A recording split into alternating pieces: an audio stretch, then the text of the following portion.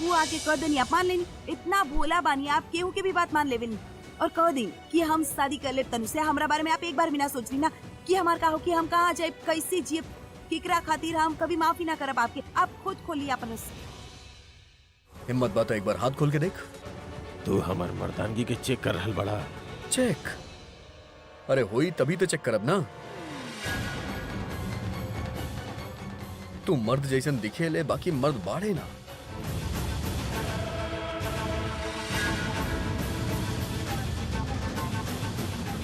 यहाँ से बच निकले के आखिरी मौका भी गईल।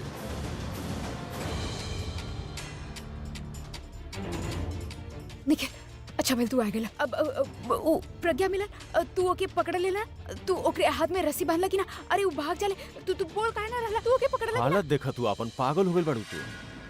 प्रज्ञा वहां पे नहीं खे, अकेली प्रज्ञा तू सबके पागल कर देले बिया। हाँ, हो सकेला कि वहां पे प्रज्ञा ना, प्रज्ञा के भूत जरूर होकी। का बकवास कर रहल बाड़ा तू? बकवास हम कर रहल बानी? प्रज्ञा पागल ना बिया जे यहाँ से भाग के वापस ही जाई। तो हर दिमाग खराब हो गइल बा। देखा, तू कहलू कि प्रज्ञा अभी के हाथ खोलत रहे। जब हम वो वक्त वहां पे गए नहीं तो प्रज्ञा तो रहे ना, तो अभी के हाथ बंधल रहे, और अगर ओकर हाथ खुलल रहा तो वो यहाँ से भाग ना जाए। भागत ना तो एटलीस्ट हम पे हाथ तो उठावत। दिमाग खराब हो गइल बा। तू समझ ना रहल बड़ा। देख, हम खुद अपन आँख से देख ले बानी, प्रज्ञा वहाँ पे रहल, और तू समझ ना रहल बड़ा। अगर प्रज्ञा यहाँ पे बाना तो हम सबका दिन बहुत बड़ प्रॉब्लम हो जाए, हम सबकी सामत आ जाए यहाँ। प्रज्ञा ओइजा नहीं खे, अगर वहाँ हो तो ओकरा का जमीन खा गई, आसमान निकल गई। अरे हाँ, अभी थोड़ा अजीब सा डांस करत रहे। वो शायद प्रज्ञा के खा ले हो कि हजम ना भइल हो कि यही से डांस करत रहे। अरे तू के मजाक लग रहल बा? प्रज्ञा बिया। तो के मजाक लग रहल बा? हम देखनी, हमार आदमी सब देख ले, वहाँ केहू नहीं के सिवाय अभी के। You know what? तहर आदमी भी यूजलेस बाड़े, दिमाग से पैदल बाड़े, आँख से भी ना देखे ले केहू के। जब हम बोल रहल बानी तो झूठ थोड़े ना बोलब हम भी झूठ नहीं की बोलत। वहाँ प्रज्ञा नहीं खे। कौन सा भाषा में बताई? प्रज्ञा बिया। प्रज्ञा वहाँ नहीं खे। हम बोली ना, हम देख ले बानी, प्रज्ञा वहाँ पे बिया, तू ढंग से ना देखला। ठीक बा, मान लेता नहीं कि वहाँ पे प्रज्ञा बिया। अब तू हमारे साथ चला और दिखावा कि वहाँ पे प्रज्ञा बिया। हमारा हाथ छोड़ा। चलो ना ना ना, तोहार आँख से प्रज्ञा दिखाई दे रहल बिया, तो तोहार आँख से देखब कि प्रज्ञा हमारा हाथ छोड़ा। का भेल? प्रज्ञा नहीं दिखत? चल आवा ना प्रज्ञा के देखे। निखिल, हमारा हाथ छोड़ा। पागल हो गई बड़ा तू। एक बार भी चीजन के सोचेला ना, का कर वहाँ पे जाके? हाँ, अगर वहाँ पे देख ले लेना तो I'll get exposed। तो कौन सा बड़ बात बा? हम तो एक्सपोज हो ही चुकल बानी। का?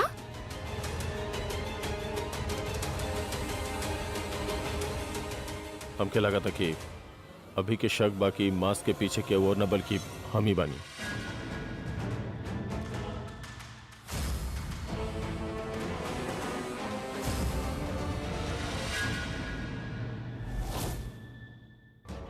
अब हमके जल्दी से अंदर जाके कौनो भी तरह इनके साथ भागे होगी।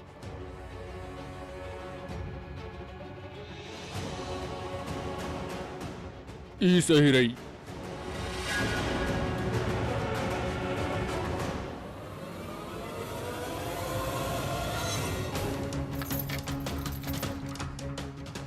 ये भइल ना बात। अब ना केहू अंदर से बाहर आ पाई और ना ही बाहर से अंदर जा पाई।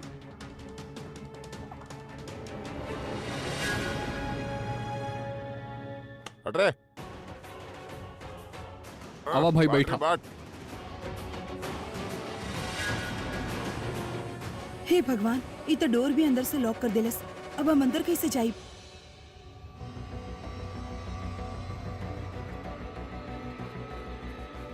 अच्छा भइल प्रज्ञा लोग के पकड़ में ना आइल, पर ई गायब कहाँ हो गइल? वो हमके ऐसे छोड़ के ना जा सकेली। देखी तनी रस्सी अगर तनी भी लूज भइल तब तो हम खुदे खोल के यहाँ से भाग जाएंगे।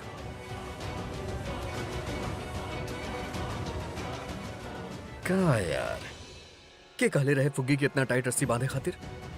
अब यहाँ से हम निकलब कैसे?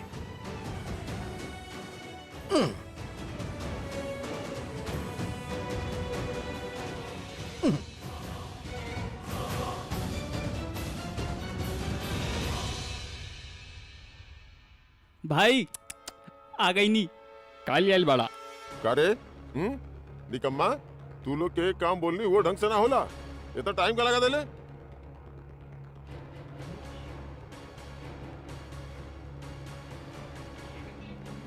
अरे वाह,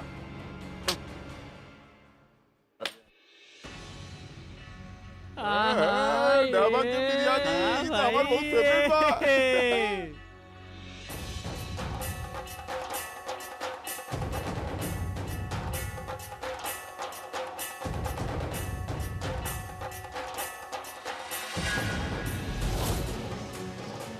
ये चाबी तो हमारे सामने बा, लेकिन हम ले कैसे? यहाँ खाना खाए बैठ गए ये लोग, बहुत टाइम लगाइले और हमारे पास टाइम बिल्कुल ना बा। कुछ तो करे हो कि जौने से ही चाबी अपने आप हमारे पास आ जावे।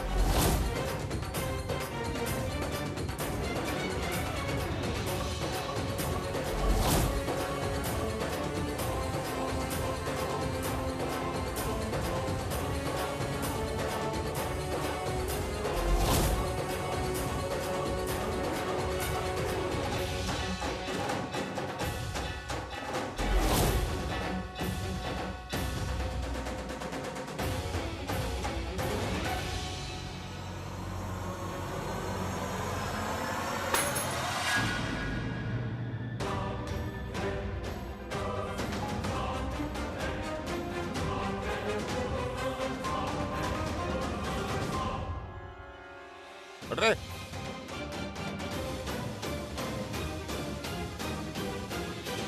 क्यों बाका यहाँ?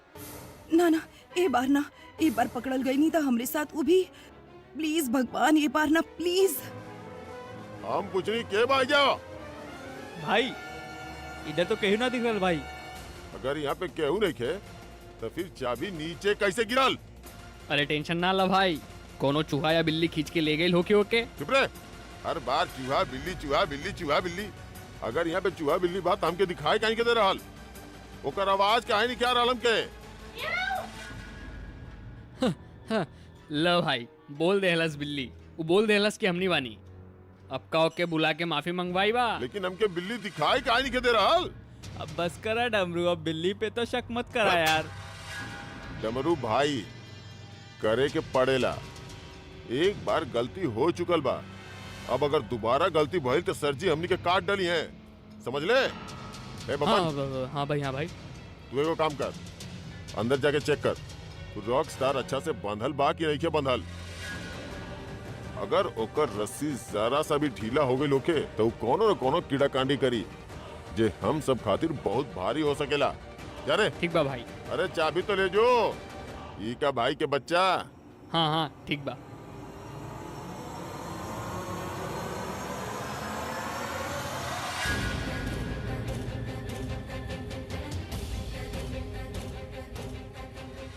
वो अकेले जा रहल बा और दरवाजा भी खोली।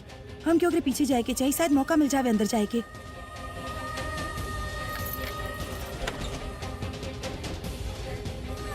कैसे जाइए अंदर? वो अंदर बानी और बाहर ई सब गुंडा। केहू ना केहू तो देख ही लेई। आइडिया। अरे कैसे पता चल गई भाई के? का कर सकत रहनी, तो हर भाई के हमरा पे शक हो गई।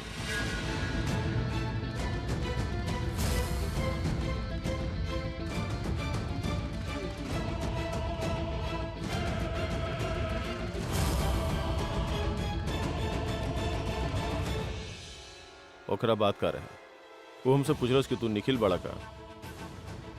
वो तो हम कोनो तरह बात घुमा देनी, वरना का निखिल फाइनली का भाई? आई मीन भाई की शक बाकी तू निखिल बाड़ा की उनके यकीन बाकी तू निखिल बाड़ा? अभी के हमरा पे शक रहे, लेकिन हमके ऐसा लगा था कि हमारी बात कइला के बाद उस शक के कीड़ा ओकर दिमाग से निकल गई होगी। तो के का लागत बा भाई तेरे तरह बेवकूफ बानी? ही सच अ स्मार्ट कुकी। अगर उनके लगा था कि तू निखिल बाड़ा तो ई बात उनके दिमाग में बैठ जाई, दिखाई भी ना दे कि उनके पता बा। लेकिन फिर भी एक बार यहाँ से बाहर निकली है ना तो तोहके ना छोड़िए। Either he will kill you और गेट यू कॉट और डू समथिंग। तू तो ना बचे वाला बड़ा। कहा तो कैसा लगा था कि हम ओके यहाँ से जाए दे, ई जानला के बाद भी कि हमार जान के खतरा बन सकेला ऊ, हम ओके यहाँ से काहे जाए दे? काहे कि ओकर स्वीट बहन के ऐसा लगा था। यू ना ना ना, यू लिसन टू मी। कहा कि तू खुद के बहका रखले बाड़ू, तोहके लागेला कि तोहारी धमकी से हम डेरा जाइबे और तोहार भाई के जाए दे, लेकिन तू ये बात ना जाना ताड़ू कि सबके बाद हम तोहार भाई के और भी बुरा हाल करब। हम तहरा के आखिरी बार बोल रहल बानी, अगर हमारे भाई के खरोच भी आना तो हम तो के जान से मार दे। मार सकेलो? वैसे ही जो तू हमके मारे के धमकी दे रहल बाड़ू, ये तू प्रज्ञा पे काहे ना अप्लाई करेलू? मतलब जब भी तोहके प्रज्ञा के मारे के होखेला तू हमार मदद मांगेलू। हम बताओ तनी तोहके का करे। तू ए अस्तबल में सड़े से अच्छा तू घरे जा, एसी ऑन करो, कॉफी पियो, ओके? Just shut up and listen to me very carefully, Nikhil. आखिरी बार बोल रहल बानी, warning you for the last time। हमार भाई के कुछ ना होखे के चाहिए, otherwise I'll seriously kill you।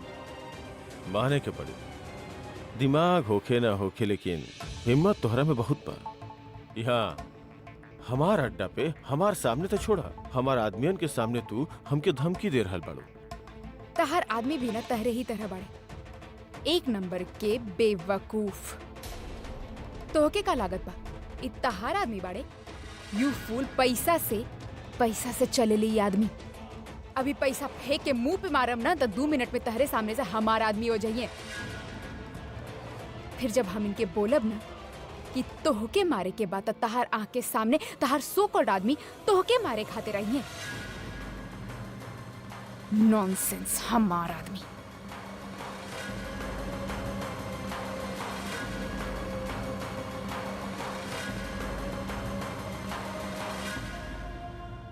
हाँ भाई रॉकस्टार, तबीयत पानी सब मस्त? बोले तो मजा में बाड़ा ना? पूछत तैसे बाड़े जिसे पार्टी में बुलावा तारे। यहाँ तोरा के बाद तब पता चली कितना मजा आवत बा। अरे भाई भड़कत काहे बड़ा? हम थोड़े ना तो किडनैप कइले बानी। ई तो अपन के जे ऊपर से ऑर्डर मिलेला ना उहे पूरा करे के होखेला। हमार छोटा छोटा बच्चा बाड़े ना, यानी पेट के वास्ते। खैर जाए दे भाई। भाई एगो बात बतावा, तू स्टार लोग ना अपन फ्रेंड्स खातिर कुछ भी करेला ना? हाँ, कुछ भी करेली। तो भाई अपना के भी एगो फोटो वोटो लेवे देना भाई अपना साथे। फोटो खिंचवावे आइल बा यहाँ पे। हाँ? कोनो फोटो वोटो ना मिली। भाई बड़कत काहे बड़ा? हमार खातिर थोड़ा ना, हमार बीवी खातिर। वो आपके बहुत बड़ा फैन भी आ। अरे शादी की 10 साल में आज तक हो गए कुछ भी ना देनी। मतलब कहे के बा कि आपके फोटो देब ना तो वो बहुत खुश हो जाई और हमके लव करे लागी भाई।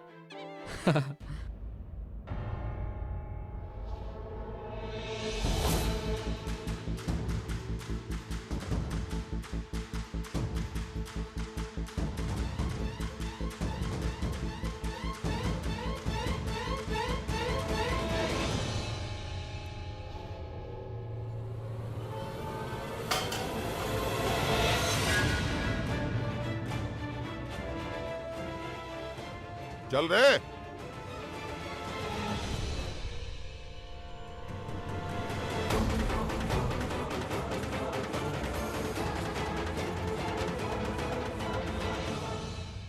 तो और बीवी फैन ही है हमार।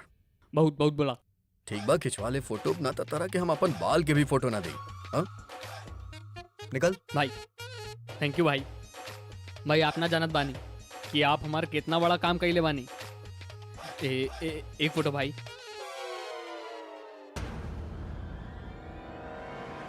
बहुत लोगन के आपके पास जाके मौका ना मिलेला, लेकिन भाई हम तो आपके साथ फोटो खिंचवा रहल बानी। लेकिन हम गुंडन की किस्मत भी ना भाई अच्छी बा ना। छी, इस साइड से फोटो अच्छा नहीं किया आवत। तू हाँ? एक काम कर, यहाँ से खींच, यहाँ से हाँ। खींच, यहाँ से खींच।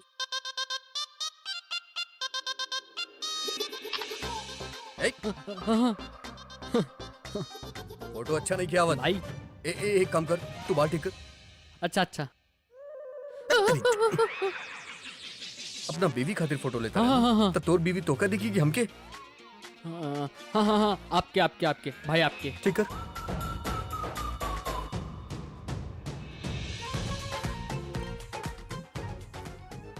अब ले भाई फोटो। हाँ, हाँ भाई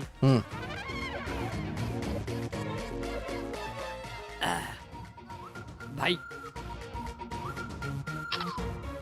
ई देखा, ये फोटो बहुत अच्छा रहल बा। हाँ ये भइल ना फोटो। ई जबरदस्त फोटो भाई। एगो और फोटो भाई।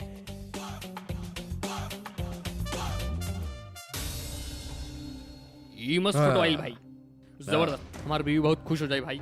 ये बहुत अच्छा फोटो। अरे बहुत जबरदस्त भाई, सबके फोटो भेजी भाई। एगो और। हाँ हाँ, हाँ। ओ ई भाई बहुत अच्छा फोटो मिलल। ई फोटो सही बा। बहुत अच्छा भाई। एगो साइड से फोटो ली का ना रुक रुक रुक रुक।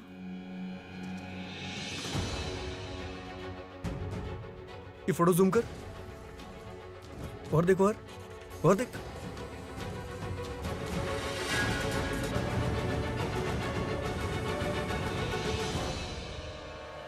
एक जूम आउट कर। जूम आउट हाँ कर देनी भाई, जूम आउट कर काम देनी। कर, डिलीट कर। हाँ भाई तो बहुत अच्छा फोटो आइल बा। ना फोटो अच्छा नहीं खेना, वो बैकग्राउंड अच्छा नहीं खेना। तू एक काम कर, वो जो पहला वाला फोटो रहे हाँ ना, हाँ वो ठीक बा, हमने ओकरा ही रखब। ओके लेकिन भाई उमे तो बाल ठीक ना रहल। अबे ढक्कन, अब जैसन जगह बा बाल भी वैसे ही होके चाहिए ना, नेचुरल लागेला, नेचुरल। ठीक बा भाई जे भी कहा हम करता नहीं। एक काम कर, जा यहाँ से। अबे जाना तो तोर बॉस के बोलब कि जात तू यहाँ के फोटो बानी खींचता बरकत काय बड़ा भाई, बट- अजीब आदमी बा।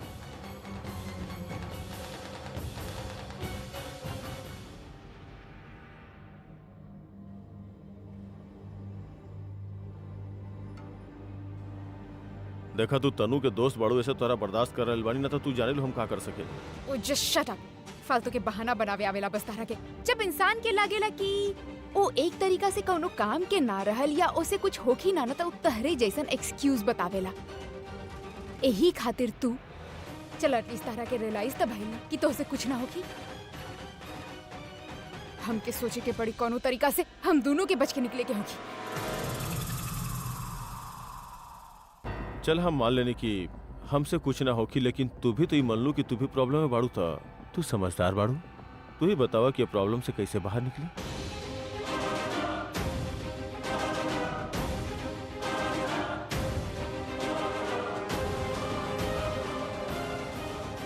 एगो काम कर सकेनी।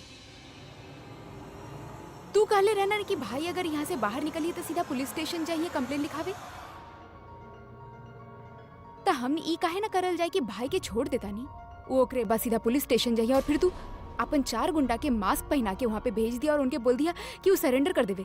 ओ पुलिस के बोल देवे कि उहे किडनैप कर ले रहले, तो तू बच जाइबा।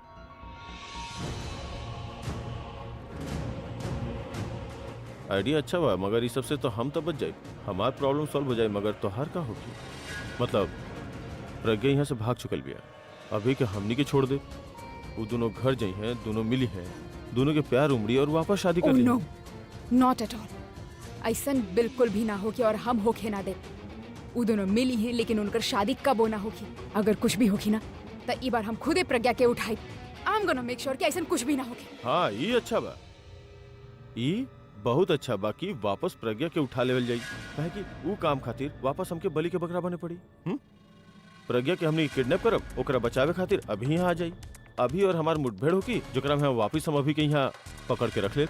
ओकरा बाद तू अभी के बचावे खातिर यहाँ पे आईबू और तू यहाँ आईबू तो हमनी के लड़ाई तो होकी ही होकी। और हमनी के लड़ाई होकी तब वापस हमनी के डिस्कशन करब और हमनी के जब ये पॉइंट पे आई कि आगे का प्लान करे के बाद। So let's save our time. This is a stupid plan. Stupid idea. Nikhil, हमने ये भी तक कर सके नहीं कि प्रज्ञा के कौनो तरीका से एंटाइज करल जाए कि अगर भाई के छुड़ावे के बाद ओके वापस आवे के होगी। You know like exchange offer.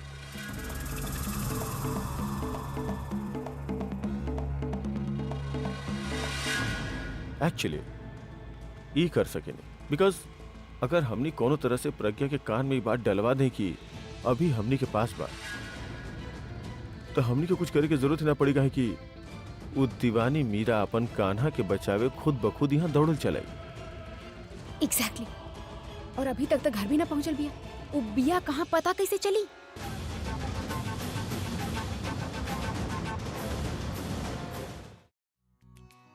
फुग्गी बाहर आओ, हम जानता नहीं तू हम पीछे छुपल बाड़ू। बाहर आवा जल्दी। आपके कैसे पता हम पीछे बानी? हाँ, जौनो तरह बिना कहले तू हमार मन के बात जाने लू ना, उहे तरह बिना देखे हम पता लगा ले वेली की पीछे बा के। वैसे तू रहलू कहाँ इतना टाइम? ओहो, घर से बचा के हीरोइन बने चाहत बाड़ू? ना, हम वहाँ अच्छा, पे ये नाना का करता रू? पता बा कब से इंतजार करता नहीं, हाथ बदल बा और तू अरे लेकिन हम ये डंडा लेके काहिल बाड़ू? देखा मारा मत, हम ठीक बा अरे! लेट आइल बानी त कोनो काम होई ना। ना हाँ? हम ई सब आपके मारे खातिर ना, वो गुंडन से भागी खातिर लायल बानी। ऐसे हमके इतना वक्त लग गई सब कुछ ढूंढे में। 1 मिनट। ए, का करता रू तू? हाथ तो खोला, दर्द होत बा। खोल रहल बानी।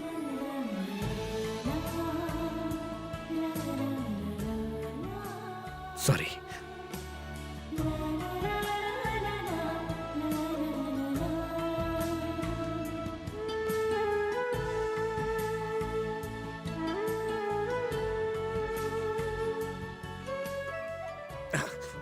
अब बढ़िया बा, वेरी गुड। हम आपके यहाँ के सिनेरियो बतावत बानी। यहाँ पे टोटल 5 गुंडा बाड़े, 4 यहाँ रहेले और एगो उनकर बॉस बा, पता ना कहीं और रहेला। हम जब यहाँ से निकलनी ना तब 4 गुंडा रहले, तब हमरा खातिर यहाँ से भागब आसान रहे और उ सब सुतल रहे। फिर हम भाग गईनी, लेकिन जब हम वापस आनी तब बाहर एगो गार्ड भी रहल। यही से हमनी को कुछ बड़ा प्लान सोचे क्योंकि यहाँ से भागे खातिर। अब समझ रहल बानी ना? पहले मिलिट्री में रहलू का? हम टीचर हनी ना। कमांडो टीचर रहलू का? ये सब का करता रू? कहाँ से सीख के आइल बाड़ू तू? आपके हर चीज में मजाक सुझेला। ओप ओप आउच।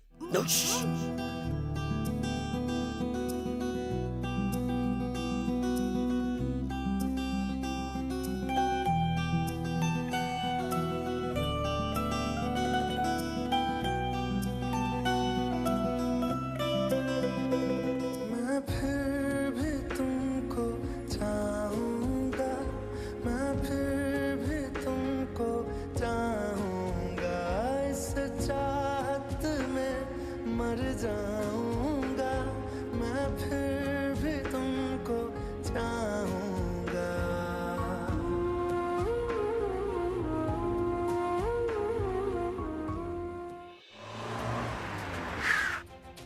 अब पूरा हमके लग रहल बा ई उहे जगह बा। प्रज्ञा कहले भी रहले कि जब ढाबा क्रॉस करी है ना, ओकरे बाद जे रास्ता जंगल के ओर जा रहल बा उहे बाऊ जगह। लेकिन वो इहो भी कहले रहल कि जंगल में बहुत अंदर जाके बाऊ जगह। और हमके भी ना लागत बा कि ये रास्ता से गाड़ी जा पाई। यहाँ से हमनी पैदल चल जाए। दादी, ये जंगल के रास्ता बा, आप लोग इतना पैदल ना चल पाए। ओ तू हमनी के फिकर ना कर बेटा, हमनी चल ले। काजी? हाँ हाँ, हमनी चल ले बेटा, तू चला। जानकी, एके बेहोश देख देख के ना हमके नींद आवे लगल बा। ठीक कह रहल बाड़ू। करम अच्छा ना होके ना त शकल भी खराब लागे ले। हाँ। और खराब शकल के बर्दाश्त करी इतना देर तक।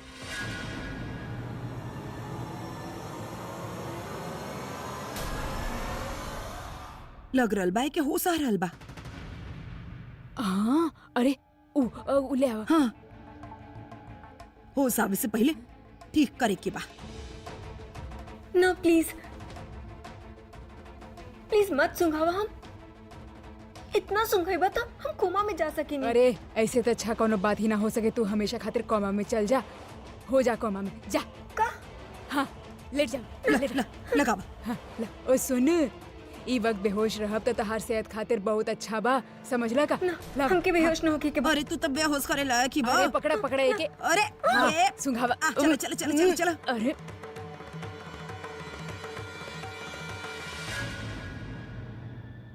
हमनी के चंगुल से भागे लागल रहे। हाँ, ई इंदू से भागी। एके पता ना, ई इंदू दादी के घर बा।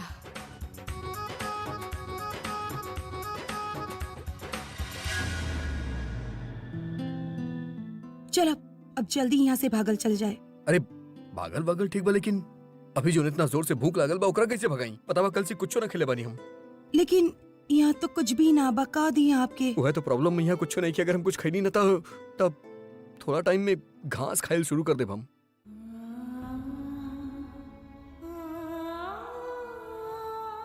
काबिल तू इतना उदास काहे बाड़ू? उदास ना होगी तो का करी? आपकी भूख लागल बा और हम खाए खातिर कुछ ना दे सकब। कमाल बा, तू तो ऐसे बोला तारो जैसे हम तोरा घर आइल बानी और तोरा घर के राशन खत्म हो गए होगे। आई एम किडनैप्ड यार। अब अगर ओकरा में हमके भूख लागल बा तो तहार का गलती? वैसे भूख तो तारा भी लागल हुई। हम तोरा कुछ खाए खातिर देनी का? हमार बात अलग बा। अब ये हमार वजह से आइल, हमार वजह से पकड़ गइल और हमार वजह से भूखा बानी। अच्छा ठीक बा, तू अपसेट मत हुआ। तहरा से हमार भूख देखल नहीं के जात ना। तू चाहत बाड़ू कि हम कुछ खाई तब एगो काम करता नहीं। यहाँ कम यहाँ वाह, ई रहल तहार सामान। अब कुछ अच्छा बना ला खाए खातिर। ई का सामान बा, इसे का बनी? अरे मटका बा, में पानी बा और ई रहल तहार चूल्हा, एमे तो खाना बनेला ना।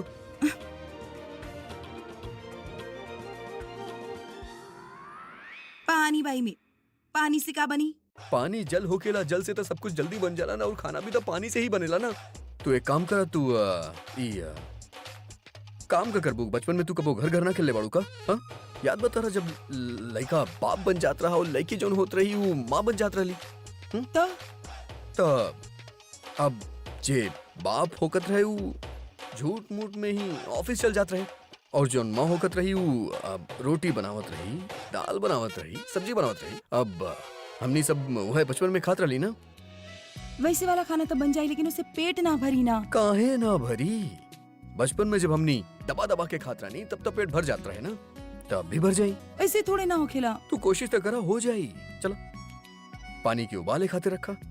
स्टेप 1,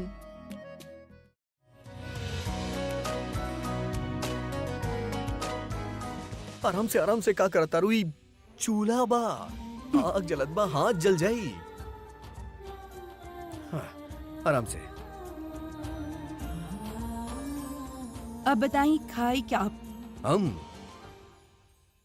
हम अपन फेवरेट खाई, खीर। अच्छा ठीक बा।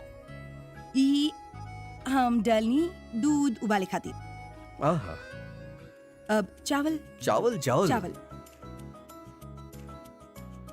ई चावल। वाह वाह वाह वाह वाह। अब चीनी। Of course. शक्कर इतना क्या? थोड़ा। ई शक्कर। अब बनी खीर। ओहो का खुशबू आवत बा। ये खुशबू से तो हमार भूख और बढ़ गइल बा। का करी? सब्र करा, सब्र के फल मीठा होखेला। देखा, ई सब्र के जो मीठा फल बा ओकरा तू ही खइया। जमके खीर खाए के बाद जल्दी घुमावा। देखा बन गए। हाँ। आहा।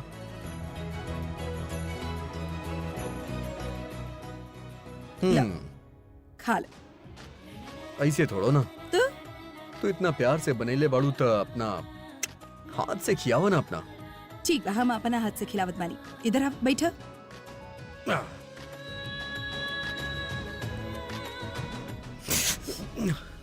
सॉरी, बहुत गरम बा।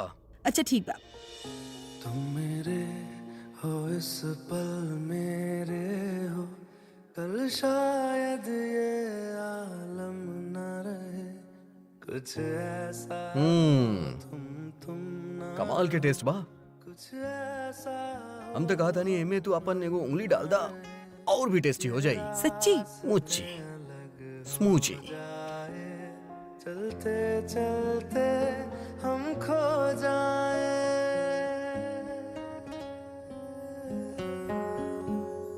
मैं फिर भी तुमको चाहूंगा, मैं फिर भी तुमको चाहूंगा, मैं फिर भी तुमको चाहूंगा, मैं फिर भी तुमको चाहूंगा, इस चाहत में मर जाऊंगा, मैं फिर भी तुमको चाहूंगा।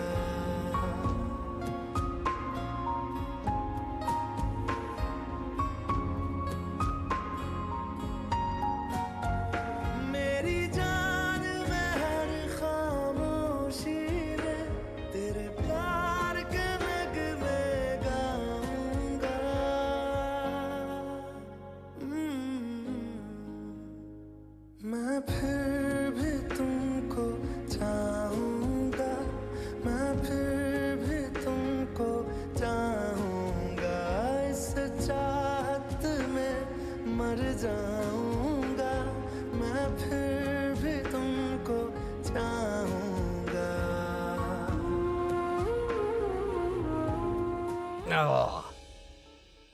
आह। वाह, का कमाल के खीर बनैले बाड़ू तू। पता बा तू बनैले बाड़ू त ई झूठ मूठ के खीर से भी पेट भर गए। क्या वो और होत ना तो सचमुच के खाना से भी पेट ना भरत। आप बानी ऐसे ही झूठ मूठ के खीर बन गई कि और होता असली खीर भी ना बनत। खीर तो खा लेनी, तनी नींद आवत बा, सूझ जाई का। आप ना कबो कबो ना बिल्कुल बच्चन जैसा हरकत करेले। तब ई बच्चा अच्छा बनल अच्छा होखेला। मतलब बच्चा बन के आप वो सब कर सके लीजिए, बड़ थोड़ो न कर सकेले का? हम समझावता नहीं। बच्चा जौन होखेले ऊ दिल खोल के एंजॉय करेले। बड़ लोग के बहुत सोचे के पड़ेला ना, जैसे अभी घर घर हो गई, डॉक्टर डॉक्टर खेलल जाए। आँखें खोले तो मैं देखूं तुझे, सिर्फ यही फरमाइश है। पहली तो मुझको याद नहीं, तू मेरी आखिरी ख्वाहिश है। सह लूं मैं अब तेरी कमी, मुझसे ये होगा ही नहीं। तुम ऐसे मुझ में शामिल हो, तुम जान मेरी, तुम ही दिल हो। शायद मैं भुला दूं खुद को भी, पर तुमको भूल न पाऊंगी। और एगो बात हमके समझ में ना आ रहल बा कि जब हम खुद अपन आँख से होके अंदर देख ले रहनी त वो बाहर कैसे जा सकेले? आई मीन इतना जल्दी वहाँ से कैसे जाई? जे इंसान एक बार यहाँ से भाग चुकल होके वो वापस यहाँ पे काहे आई, और अगर आई भी तो वापस यहाँ से काहे भागी? निखिल तू प्रज्ञा बस प्रज्ञा यहाँ पे नहीं खे। आलिया, प्रज्ञा का यहाँ नामो निशान भी नहीं खे। तो क्या हमारे बात पे यकीन नहीं हो? हमारे आदमी से पूछला, यहाँ पे केहू भी प्रज्ञा के या ओकर रूह तक के ना दिख ले बा। और प्रज्ञा के भाड़ में जाए यार, जो चीज बा ही ना ओकर बारे में डिस्कशन करके काहे अपन टाइम वेस्ट करी यार। सर के ऊपर जो टेंशन बा ओकर बारे में ध्यान दिहल जाए और वो प्रॉब्लम को सॉल्व करे खातिर कुछ कइल जाए। एक सेकंड। हेलो। हाँ निखिल, दुष्यंत काले बोल रहल बानी। रास्ता में बानी, आधा घंटा में पहुंच जाए। फिर काम खत्म कई के दोनों भाई एक साथ नाश्ता करब। अब हाँ दुष्यंत का बात हो गई? कोनो दिक्कत तो ना बा? कुछ ना यार, ठीक बा, तू यहाँ जा, फिर बात कर जाए। हाँ ठीक बा, फोन काट, हम आवत बानी। हमार किस्मत ही खराब बा। ई जेकर फोन रहे ई दुनिया के नंबर 1 किलर बा, जेकरा हम यहाँ प्रज्ञा के मारे खातिर बोलौले रहे। कल ही ना आ सकत रहे, और अब जब यार हल बा तो यहाँ प्रज्ञा ही नहीं खे तो मारी केकरा? यार सच बताई, एकरा यहाँ बुला लेनी। अब ड्रामा तो होखे वाला बा। अगर हमकी बात के टेंशन बा कि कुछ ना करे के टेंशन दे दे कि हमके जना जान से मार दे। लेकिन हमके कौनो फर्क ना पड़ेला कि कौन मर रहल बा, कैसे मर रहल बा। एक बात के फर्क पड़ेला हमके निखिल, सिर्फ एक बात के कि हमार भाई ठीक से यहाँ से निकल जाए के चाहे, दैट इज ऑल। और वो यहाँ से निकल जावे, उनके कुछ ना होके के चाहिए, और तू और हम दोनों बच जाए के चाहिए, दैट्स इट। हमरा अगर केहू से निकाले के बात हम तो होके निकालब, और फिर अभी के मार के प्रज्ञा के यहाँ वापस लेके आई, और फिर ओके दुष्यंत के हाथ से मरवाई। ई जरूर कुछ उल्टा ही सोच रहा बा। हमके अलर्ट रहे के चाहिए। भाई के लेके हम एकरा पे बिल्कुल भी भरोसा ना कर सकेनी। देखा खाना वाना हो गया, अब काम के बात करल जाए ना। हाँ। अब कोनो प्लान सोचा यहाँ से निकले के? हम भी सोचत बानी। बहुत सही बोलू तू। खाना वाना हो गई, अब प्लान बा सूते के। हमको बहुत नींद आवत बा, हम सूते जात बानी। अरे सूते के बाद अब घर जाके सूत जाइए। कभी कुछ सोचना यहाँ से कैसे बाहर निकलब? अरे आराम करा ना यार, सोच अब ना यहाँ से निकले के। अरे वाह, आ गई सुपर आइडिया। तब यहाँ पे जो दीवार बना, हमने वो दीवार के तोड़ के ओमे गेट बनाई और गेट से भाग जाए। हाउ सिंपल। बहुत ही ब्रिलियंट आइडिया बना। बना? हाँ, हमने यहाँ से दीवार तोड़ के घवा घबर केहू के पता भी ना चली। हाँ। पता का? क्योंकि आवाज तक ना आई। हाँ। और वो बाहर जी गुंडा बैठल बाड़े, उ का कान में तेल डाले बाड़े। वह तो। और ये दीवार ई दीवार के आप पापड़ समझ के तोड़ देइए, ओकर दरवाजा बना के आप बाहर भाग जाइए। एग्जैक्टली। का एग्जैक्टली बिल्कुल बकवास आइडिया बा, कुछ और सोचा। इतना अच्छा तब हमरा पास एगो और आइडिया बा। और तब अरे तू इतना गुस्सा से काहे देखा तारू? आइडिया ही तो देता नहीं। अच्छा ऐसा आइडिया देब ना कि एक बार सुनबू तब बार बार सुनत रहबू। अरे हमार पीठ के तपतबाइबू खुजाइबू और कबू के और का चाहिए। अरे पहले बताओ तो सही कि आइडिया का बा। आइडिया तो ई बा के ये तो आइडिया बा, हमनी छत पे चढ़ के वहाँ से छलांग लगा के भाग जाई। और छत पे जाइब कैसे? बहुत सिंपल बा, हम उठब, तोहरा के उठाई, तोहरा छत पे फेंकब, तू वहाँ से भाग जाइया। सिंपल। और हम भाग जाइब और फिर आप गुंडन के बताइए, उनके घोड़ा बनी ऊपर चढ़बा और फिर भगबा ना। ई तो हम सोचले ही ना रहनी। रहे दा, आपके आइडिया इस्तेमाल कहीं नहीं ना, यहाँ से बार बार भागब, बार बार पकड़ल जाए। हम नहीं कुछ सोचत बानी। अरे सुना एगो और आइडिया बा। आप से हम कहनी ना, आप चुप रहो, हम क्या ही सोचे दो।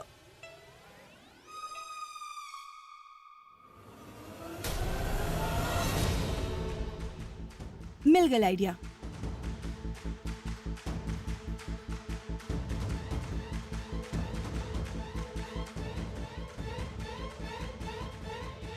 हमने ई कपड़ा के सांप बनाई और उस सांप के देख के अब डर के एक्टिंग करिए।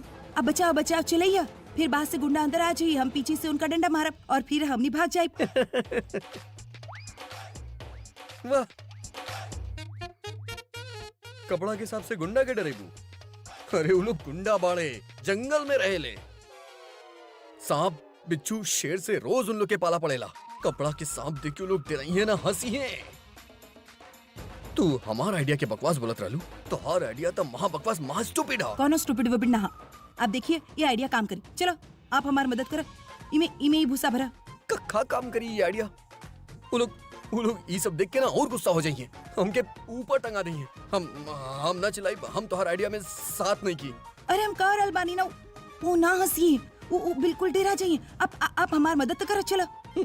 बहुत खराब आइडिया बा। अरे हम बोल रहल बानी ना, अच्छा आइडिया बा, आपके हमारे साथ देवे हो कि हमारी मदद करे हो कि टाला ना के। अरे तुम्हारी आइडिया से हमने बाहर ना निकलब, सीधा ऊपर पहुंच जाए। ऐसे ना बोले जाता, अब प्लीज हमारी मदद करो ना। हम ना करब मदद, हम ना चिल्लाइब। ऐसे कैसे ना साथ देव, घर जाके बाकी ना।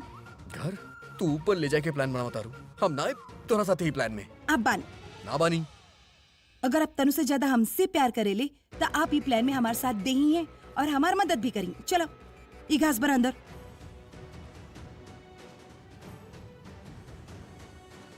तो हार कबा तू तो निकल जाइबू, बांध के हमरा रखा तारू, चिल्लाए के हमरा के पड़ी। अभी के फोल्ड करो।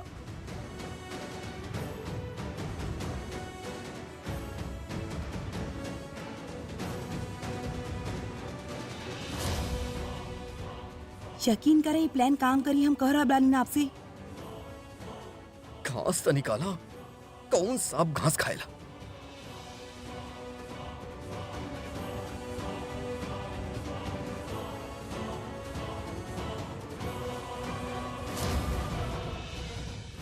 ये हो गए रेडी। और अब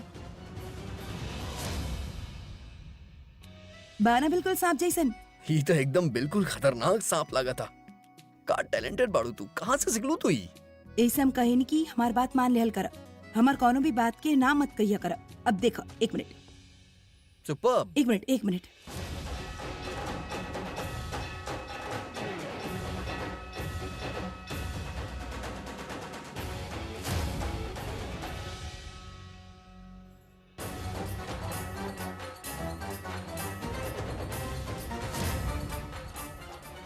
ये का करता रू तू? सांप की आपन इशारा पे नचावे की तैयार।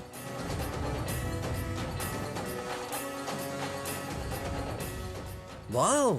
अब ये सब छोड़ो, अब यहाँ से भागे खातिर आपके इस सांप से डरे के एक्टिंग करके पड़ी ना। आप चिल्लाएंगे एक मिनट। आप पहले वैसे खड़ा हो जाए ना जैसे वो लोग आपके बांध के गल रहे, और हम डंडा लेके पीछे छिप जात बानी।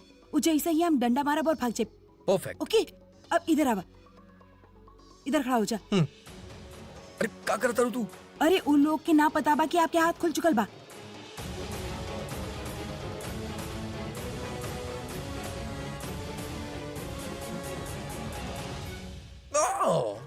अरे सॉरी सॉरी सॉरी, खिचत का है बाड़ू? ये रियल होके के चाहिए ना।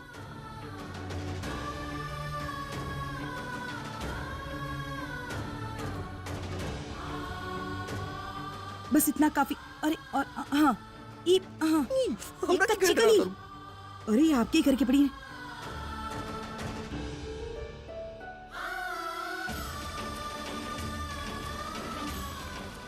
अब चिल्लाई।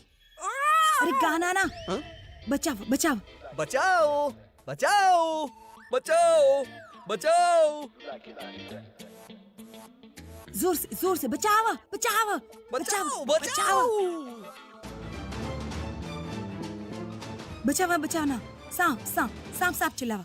वाह वाह वाह। क्या बात बा। एकरा बोला जाला पत्ता। बचाओ सांप सांप बचाओ। ए कहाँ चिल्ला रहल बरे? का भइले के?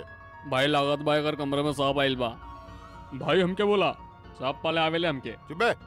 सर जी से पूछले बिना कोनो काम मत करिए। अब तू जो जाके सर जी के बोल कि उनके कमरा में सांप आ गइल बा, का करे के बा? ओके भाई, बोल क्या होता नहीं। अबे पूछ के आओ। ओके। सांप हमरा ऊपर बा, हमके डस ले। डर डर डर लग बहुत डर रहा लागत बहुरा है। के। भाई हमके लागत बा ओके बचावे की चाहिए। ना ना हमार मतलब बा कहीं सर जी के आवे से पहले वो रॉक स्टार ही दुनिया से ना निकल जावे। और अगर सच में कहीं सांप ओकरा काट लेलस त अब सर जी ओकरा पास जाए से मना के लिए बड़े ना। अरे लेकिन ये थोड़ा ना मना कइले रहले कि केहू मुसीबत में होके त ओकरे पास ना जाई है। सही बोल रहल बड़े तू। चल रे। चला चल के देखल जाए। चला तू चलिए। लोग एहिजे रही है। सांप हमरा ऊपर बा। अरल बड़े अरे अरल बड़े। अरे सांप सांप सांप सांप। हाँ। जल्दी करा ना, वो लोग आवत आ रहे। बचाओ बचाओ। अरे का भइल तोरा के? हाँ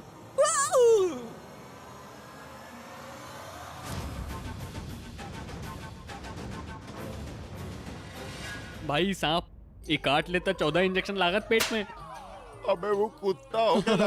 हाँ, हमके मार खाइले के बाद ही बात याद आवेले। ई काटेला ना निगल जाला। हाँ, अबे हाँ, वो फिर भूल अजगर गए। होखेला। हाँ, हाँ, फिर भूल गई नहीं हम। बचा ला हमका प्लीज। मरा।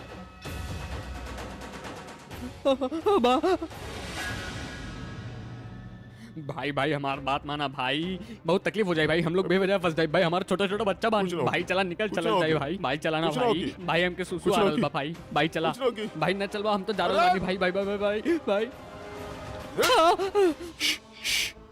देख हाँ, देख हाँ। देख सर जी जोन हमरा बोले नु हम करे नी, तोर बॉस हम बनी। हाँ हाँ अब हम जोन बोलब उ तोरे के करे के पड़ी है।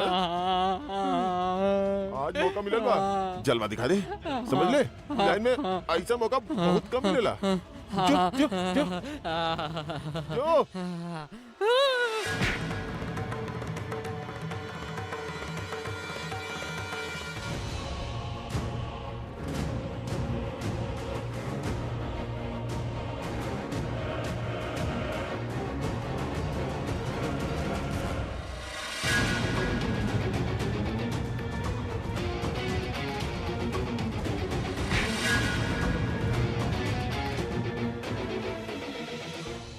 बबन का भाई?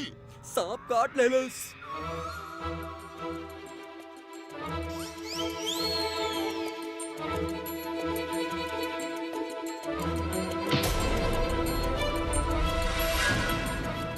बबन तू ठीक तो बड़े ना? अरे सक, सांप के काटे के बाद जहर के सक करे के पड़ेला। अबे चुप।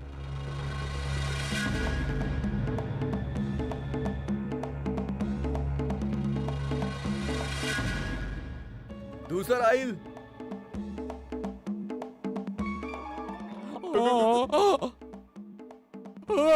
सांप देख के बता।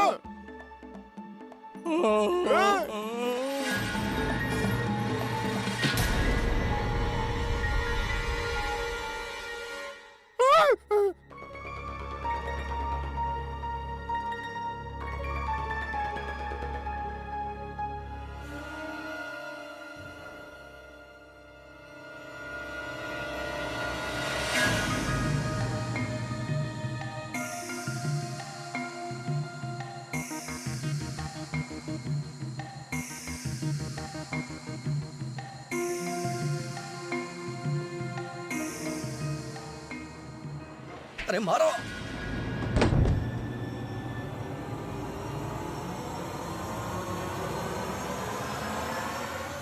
सांप।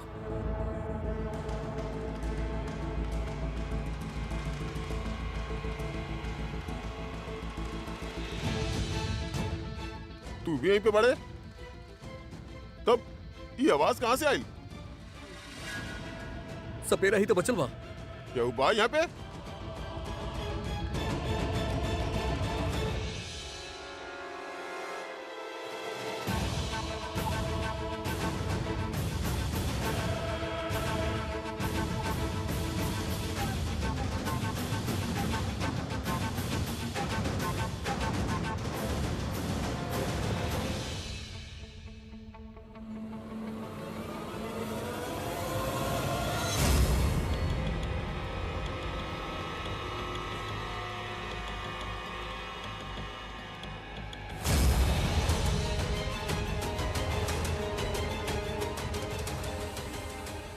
मारो मारो नो। पीछे आके देख, अच्छा से देखी। पीछे आओ, पीछे आओ, तनी पीछे आओ, पीछे आओ।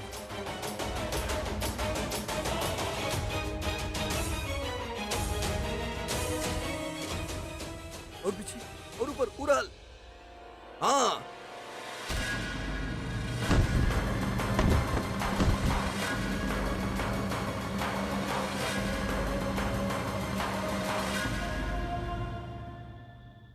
कब? हाँ हाँ हाँ हाँ, अब ते एकदम। हाँ?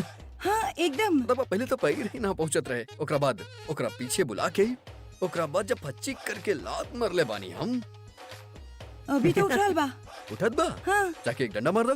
ओह, हाँ चला अब चला हाँ। यहाँ से। अरे पागल हो गए बाड़ू, कहाँ जाता रू? रस्सी क्यों खोली? सॉरी।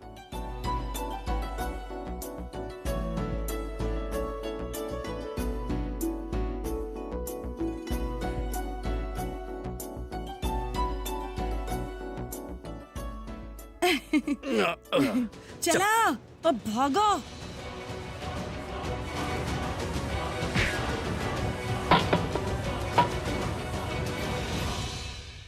सर जी सांप सांप, अभी के कमरे में सांप बा।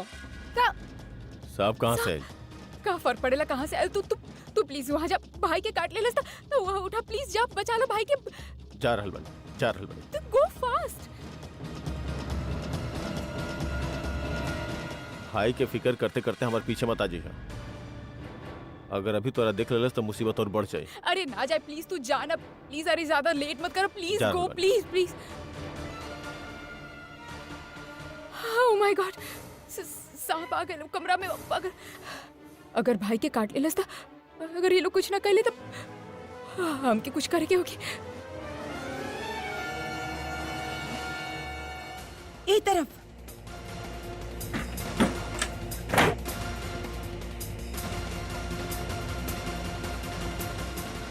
खोल। अरे खोल रे। क्या हुआ? क्या हुआ?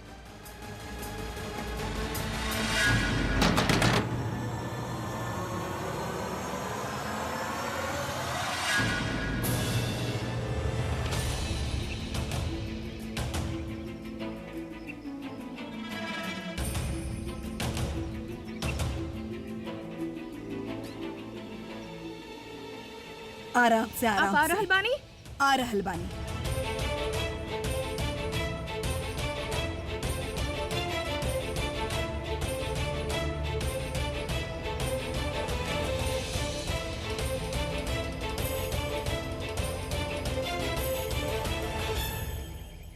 पूरब, हमके लागत बा प्रज्ञा जी रास्ता बतैले रहले हमनी उ जगह से आगे आ गइल बानी, लेकिन फिर भी उ दोनों में से केहू भी दिखाई ना दे रहल बा। माँ प्रज्ञा दी आपसे कहले रहनी ना कि वो यही जे आसपास कहीं बा। आप चिंता मत करा, हमनी थोड़ा और ढूंढत बानी, वो लोग मिल जाई हैं।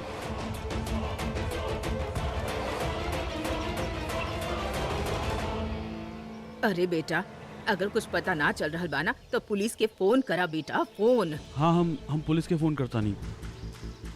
अगर वो लोग ढूंढी है तो शायद वो लोग जल्दी मिल जाए। हाँ, ये आइडिया अच्छा बा।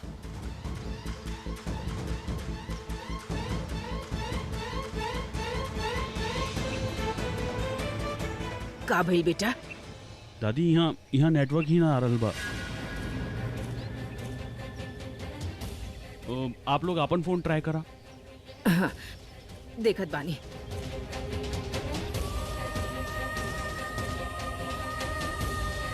ना बेटा, ना बा नेटवर्क। हमार भी ना लग रहल बा।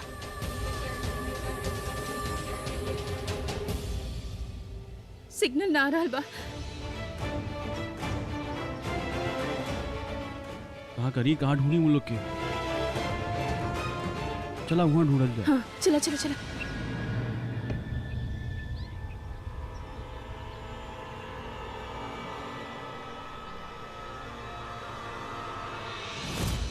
ढूंढा किधर गई? ढूंढा।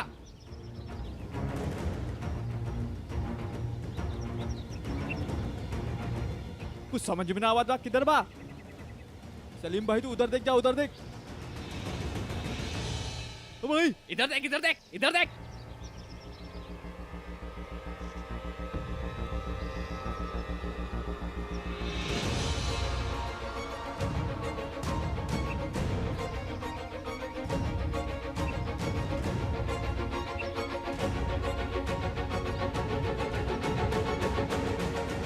तू तो काले रहलू 2-4 गुंडा बा, यहाँ तो 4-5 से बहुत ज्यादा बा। हम के का पता कहीं से गुंडा मंगवा ले होखी। अरे तू प्लान बनावत वक्त तू 2-4 गुंडा एक्स्ट्रा ना रख सकत रहलू। मतलब हमार प्लान कोनो काम ही ना आइल का? अरे ना ना, ऐसा बात नहीं के। तोहार प्लान तो कमाल के प्लान रहे। तोहार प्लान की वजह से तो हमनी आज हिजा बानी। पता बा तोहरा उ प्लान के का नाम देवे के चाहिए? नागिन के बदला। आप हमके नागिन कर अरे रहल बानी। तोहरा ना हमार माँ तू जो कपड़ा के साथ बनेले रहलू ना, हम ओकरा नागिन बोला तानी, ओकरा कहा तानी। ऐसे हमार प्लान के मांग के चलो, तुरंत भाग जाए यहाँ से। हाँ हाँ, तू आगे आगे, हम पीछे पीछे। हाँ चलो।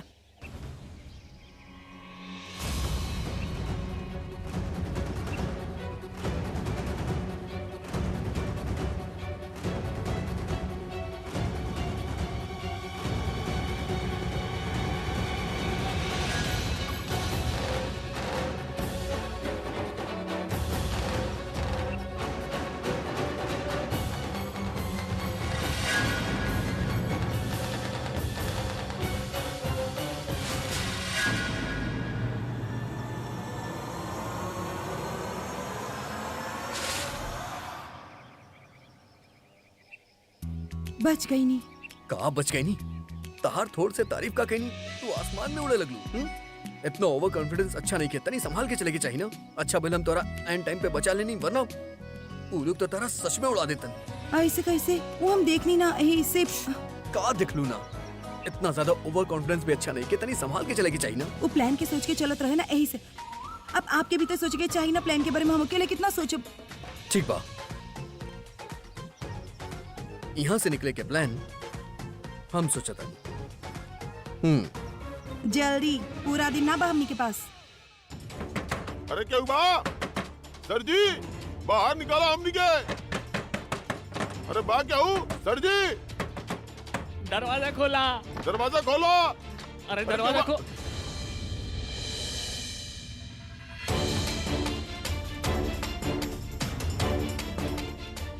तू सब यहाँ अंदर का कर रहल बड़ा और अभी कहाँ बा? सर जी वो हमनी के अंदर बंद करके भाग गई।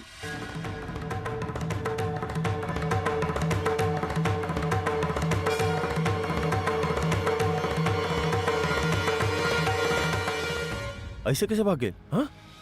अरे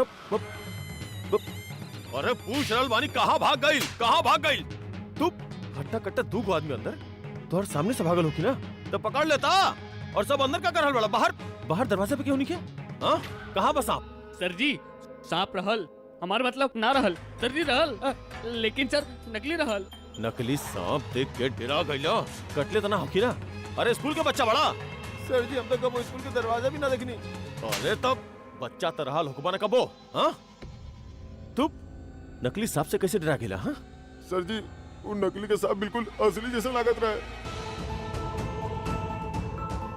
लागत रहे ना, काटत तो ना होकी ना। अरे सर जी अब हम आपके कैसे समझाई? सर जी ओए हटा हटा हटा हटा कर। देखा लग रहा बना असली। देखनी हमनियों के ऐसा ही डरा गेल रहनी। अरे सांप नकली रहे कबो तो पता लागल होखी। हाँ ओकरा बाद ओके खोलला काहे और खोलले तो ओकरा पकड़ के काहे रखले? अरे दू जन रहला, एक बाहर भी खड़ा रहा तो ओके पकड़ लेत ना। अकेले आदमी दोनों के कैसे बेवकूफ बना के भाग गए हमके समझाओ यार। सर जी वो अकेला ना, तू अकेला रहे।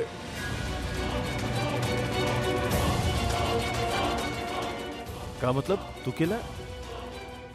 का बोल रहे बाड़े? ना सर जी वो दू लोग रहले, ओकर साथे ओकर बीबी प्रज्ञा भी रहे।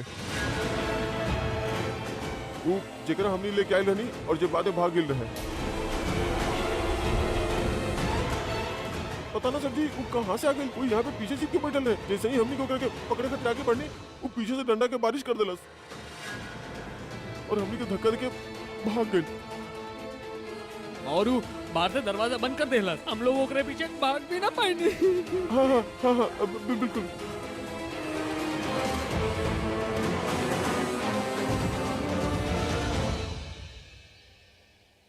वैसे सच बताएं तो तोहर सारा कैलकुलेशन ही गलत बा। गुंडन 4 से ज्यादा रहे, गार्ड 1 से ज्यादा रहे। अब बॉस के पता नहीं कि वो भी 1 बा कि 10-15। इनकर बॉस की बा वो तो ना पता, लेकिन जब हम ओकर शक्ल देखनी ना तो मन करत रहे इतना मारी। आप देख लो ओकरा के। अरे ना, शक्ल मतलब वो मास्क पहन ले रहे, लेकिन मास्क के अंदर इतना कमीना लागत रहे। सोचा मास्क के बिना कैसन लागी। बस एक बार वो हमरा हाथ में आ जाए ना, पहले तो ओकर तैयार करब और फिर ओकरा बाद गला पे चाकू रख के वी विल स्क्रिप्ट फ्रॉम दिस। गला पे चाकू रख के हम यहाँ से निकल जाओ, कोनो जरूरत ना बा। जितना शांति से हम यहाँ से निकल जाए उतना अच्छा रही। जितना शोर मचे पकड़ जाए रिस्क उतने ही रही। प्लीज कोनो और प्लान सोच। सही से देखा उधर अरे देखा। ना दिख रहा है बा यार। अरे सही से देखा। ए भाई इधर वा भाई, इधर ही कहीं घास में छिपल होगी। एक बार ना भाला गोदल जाई तो कितना बाहर निकल जाई। एक बार ना तू उधर देखा। ठीक बा भाई। इधर देख।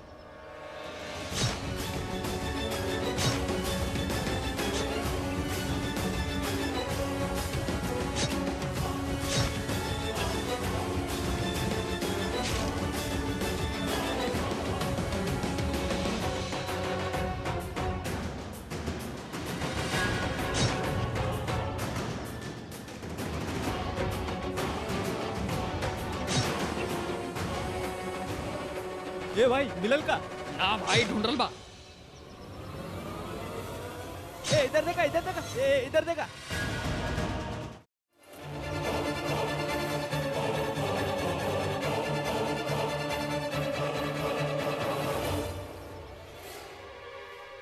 आलिया हम तो के हमके मत समझा। बोलले रहनी ना तारा के, बोलले रहनी ना कि प्रज्ञा भी है वहाँ पे, लेकिन तू हमार कोनो बात ही ना समझत।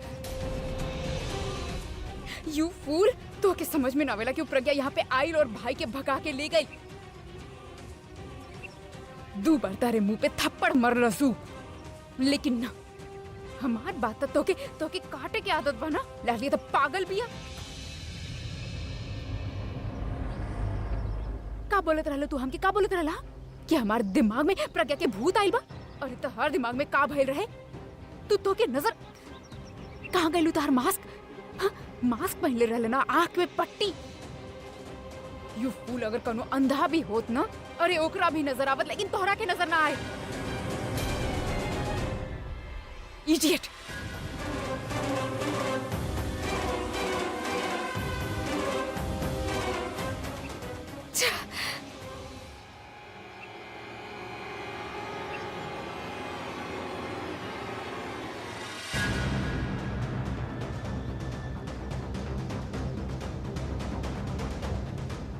यहाँ खड़ा हमारे मुंह का देखता उन्हें।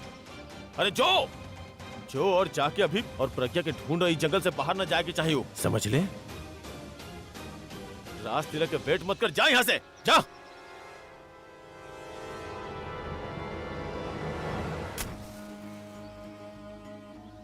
थका डाली दोनों, पता ना कहाँ छिपके बैठल बाड़े। अरे का हो रहा है पे? साला तू लोग यहाँ पे बीड़ी फूक रहल बाड़े और पंचायत कर रहल बाड़े और हमारे यहाँ पे जान पे बनाइल बा। सर जी का गुस्सा पूरा हाई पावर में पहुंच चुकल बा। अगर वो दोनों मिलने ना तो सर जी हमके बाद में मरी है, लेकिन उससे पहले हम तू सबके मार के यहाँ गाड़ दे। भाई सब जगह ढूंढनी, कहीं ना मिल रहे बाले वो लोग। अबे जितना बोलनी उतने करवा तू लोग। कोनो भी हालत में उन दोनों के ढूंढा, हमके चकमा दे के भाग के गई लू लोग। और अगर कहीं यहाँ से चकमा दे के भाग गई तो अपन का अंडरवर्ल्ड में नाक कट जाई। ए, तू वो तरफ देख और तू दोनों की तरफ देखा रहे। ए, वो तरफ जो साला निकम्मा। अरे ए, तू उधर जा।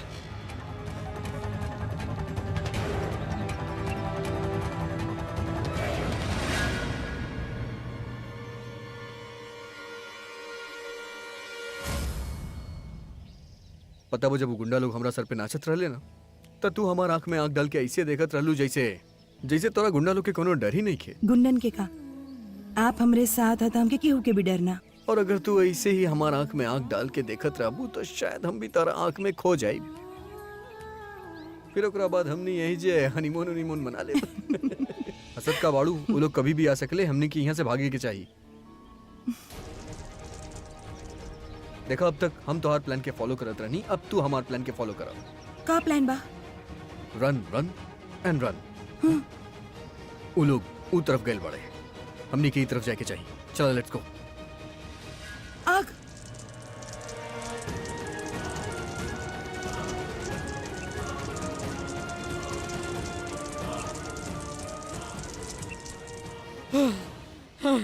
भाई चप्पा चप्पा छान लेनी, लागत बा वो लोग फिर से चकमा दे के भाग गई ले। चुप है। भाई हर जगह देख लेनी, दाएं बाएं सब जगह देख लेनी भाई। वो लोग किधर भी नहीं दिख रहे बाले भाई। अरे निकम्मा लोग आगे ना बढ़े, पीछे ना बढ़े, ऊपर ना बढ़े, नीचे ना बढ़े, तो कहाँ गए वो लोग? हैं, जमीन खा गए उनकरा के कि पताल भी चल गए वो लोग? अरे यार किधर बाड़े वो दोनों लोग? अरे किधर चल गए ले? जमीन खा गई या आसमान निकल गई यार? देखे के पड़ी दोनों के कहाँ बाड़े? अरे यार दिख भी ना रहल वो लोग। अरे अंदर अंदर आग लगल बा, लगता डमरू भाई के बतावे के पड़ी। चल चल जल्दी चला। कान खोल के सुन ले रहे, आसमान फाड़े के पड़े चाहे जमीन खोदे के पड़े, कुछ भी करा, लेकिन उन दोनों के हमारे सामने लेके आवा, समझ ले? हाँ भाई। हाँ भाई कुछ भी करा, कुछ भी करा। अरे पीछे देखा। का समझाओ रहले? हम अपन आदमी के समझाते रहने की तू लोग कुछ भी करा, अपन जान के बाजी लगा या आग लगावा, कैसे भी करा, उन दोनों के हमारे सामने लेके आवा। भाई वहाँ पे। अरे कहा भाई वहाँ पे? अरे भाई वहाँ आग लगल बा भाई। आग? आग लग गई? अरे निकम्मा लोग ऐसे कैसे आग लग गई? अरे भाई चला, जल्दी चला भाई, जल्दी चला। हम होता नहीं। अरे भाई जल्दी चला, चल जल्दी रहे। चला।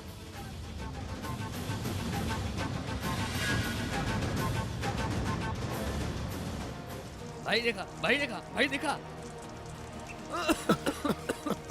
भाई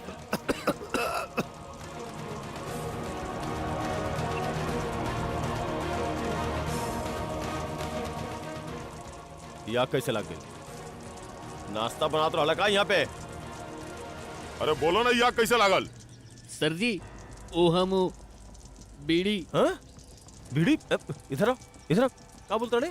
सर हमारे हाथ में जलत बीड़ी रहा। चलती बीड़ी घास में फेंक रहल बड़े, आग लगा रहल बड़े, ओकरा गलती कर रहल बड़े। ये आग में तोर चीता जलाए और तोरी बॉस के गलती नहीं की, ओकरा खातिर माफी ना मिली। ये ब्लंडर बा, अब एके सुधारे के एक तरीका बा। बाल्टी भरा और ये आग में बुझावा। पानी लेके आओ जो। सर जी यहाँ तो पानी पहले से ही कम बा ना, तो हम लोग अच्छे से नहा पावे नहीं, ना अच्छे से धो पावे नहीं। अब हमारा मतलब सर यहाँ पानी बहुत कम बा, ये आग कैसे बुझी? हम नहीं खी जानत, यहाँ पे कुआं खोदा, राग मल्हार गावा, मगर पानी लेके ये आग बुझावा। जी सर। अरे चल चलो चल चल चल चल चल। अब प्लीज अपन ध्यान रखो, कहीं आपके कुछ ना हो जाए। अरे तू हमार छोड़ा ना, यहाँ से निकले के सोचा।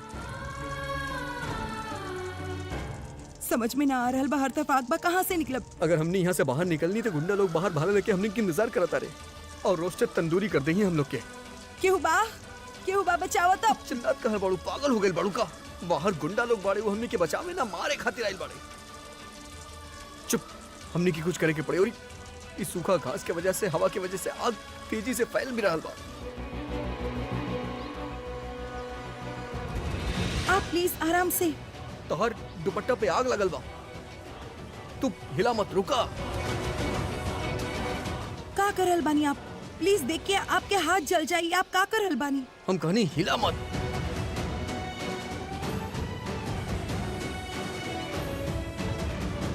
आप प्लीज संभल के, आप आपके हाथ जल जाए, आप रहे दो।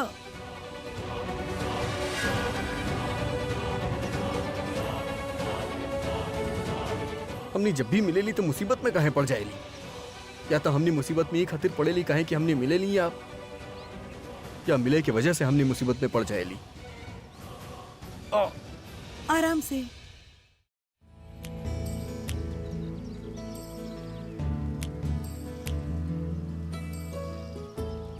तारा डर लगत हुई ना? तू सोचत होबू के कहा तू हमके बचावे आयल रहलू और खुद आग में फंस गईलू। आप साथ रह लेता हमके कौनो मुसीबत से डर ना लागेला। इतना प्यार करेलू हमरा से? इससे भी ज्यादा। अगर मौत और आप एक साथ मिल जावे ना तो हंस के गला से लगा ले, इस सोच के कि जिंदगी ना सही लेकिन मौत हमनी के हमेशा खातिर मिला देलस।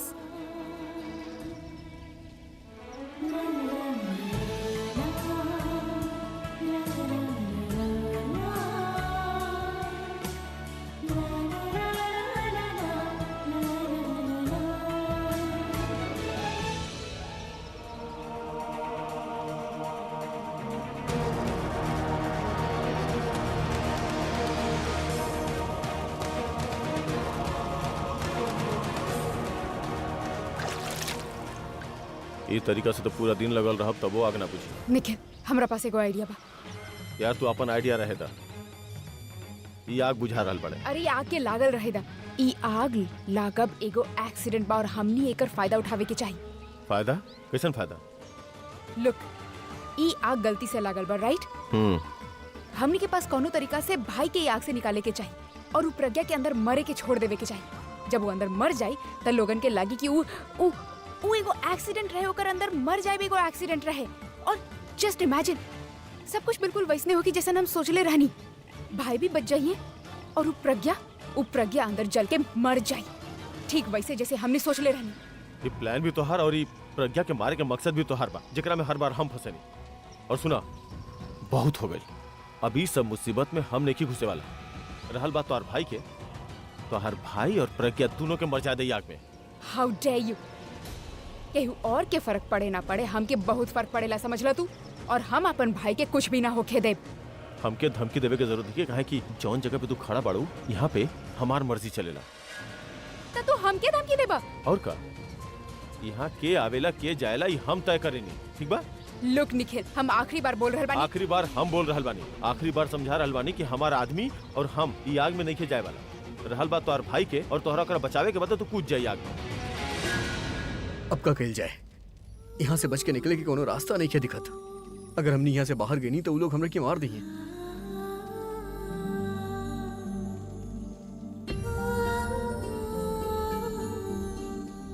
तरह से एगो बात पूछी,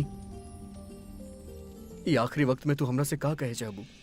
अगर ये आखिरी वक्त बा हमनी के त हम ये एक पल में पूरा जिंदगी जी ले, आपके साथे बितावल हर एक पल याद कई के, आपकी याद दिला के। वो पहली बार जब हम मिलल रहनी, फिर लड़की झगड़नी, दोस्त बन गई और फिर प्यार हो गए। आपके पता बा, आप हमारी जिंदगी के सबसे खूबसूरत लम्हा बानी और एक खूबसूरत लम्हा से हम बहुत प्यार करेनी। बस ये कहती आपसे कि मिस्टर अभिषेक मेहरा, प्रज्ञा अरोरा आपसे बहुत प्यार करेले, आपके अपन सब कुछ माने ले। का आप हमेशा हमेशा खातिर हमार बन सकेले?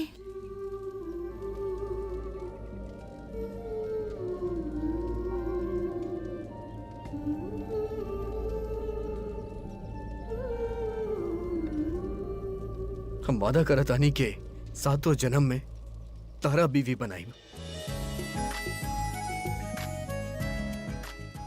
और हर जन्म में जिंदगी भर के साथ देव।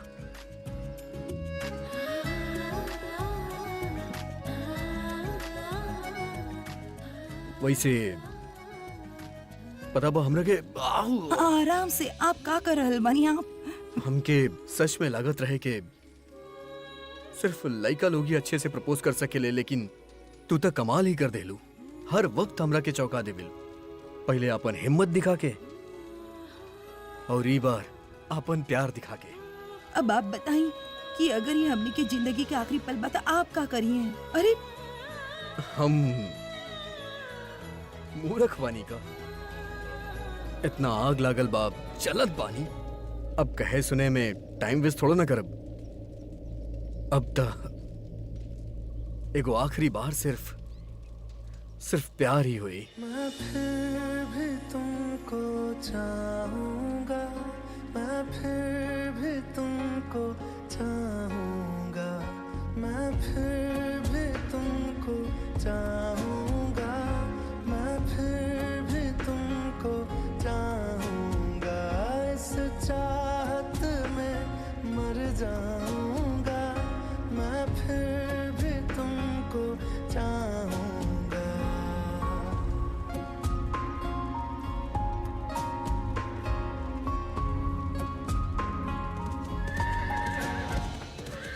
भूख लागल बका का ई घोड़ा दौड़ल बका। घोड़ा बा? ई सच के घोड़ा बा? हाँ। शिट, हमनी के कैसे भी करके वो घोड़ा तक पहुंचे के पड़ी और घोड़ा पे बैठ के हमने भाग सके और केहू पकड़ भी ना पाई। बाकी घोड़ा तक पहुंचल कैसे जाए? कोशिश तो करके पड़ी ना। लेकिन आपकी घुड़सवारी आवेले? बात अगर मरे पे आ जाए ना तो इंसान कुछ भी चढ़ सकेला। तू चला हमरा साथे।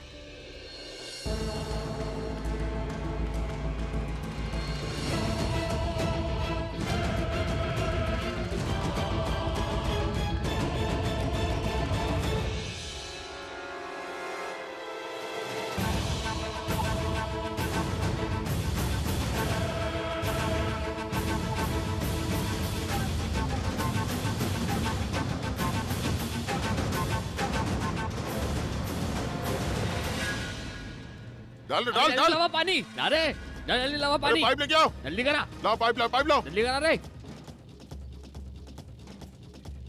अरे निकम्मा, इतना कम प्रेशर से आग बुझाई में तू? इतना प्रेशर से तो बीड़ी की आग ना बुझी। भाई हम प्रेशर चेक कर ले रहनी, पाइप आपके हाथ में आवते ही पानी भी कम हो गई भाई। बहाना बनावल बंद कर, जाके अपन काम कर, पानी लेके आओ। अरे भाई पूरा प्रेशर रहे भाई। अरे भाई पानी कैसे आई? हमार मतलब आप पाइप पे खड़ा वाला तो पानी कैसे आई भाई? वो देखा ना भाई, देखा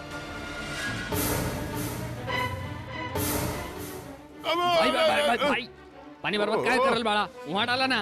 अब तू सब हम क्या अकल दिखाई बा? हम क्या कर ले बा? जा भाई अरे तू भी जो ना पानी लेके आओ। लारल बाड़े, हाँ भाई लारल बाड़े, लेके चल ले चल बे, चला चला। अब देखा हाँ अरे बाका जल्दी।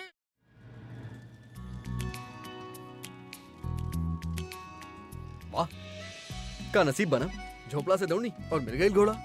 लगता भाई ऊपर से भगवान भी हमने के साथ बढ़े, यही से हमने के रास्ता खुले जा रहल बा। अब आप बताइए आपके घोड़ा चलावे वाला, आप पहले कब बैठल बाड़ा घोड़ा पे? हाँ हाँ, बैठनी तो चला ही नहीं ना। अगर हमकी आवत तो हम ही चला लेती, लेकिन आप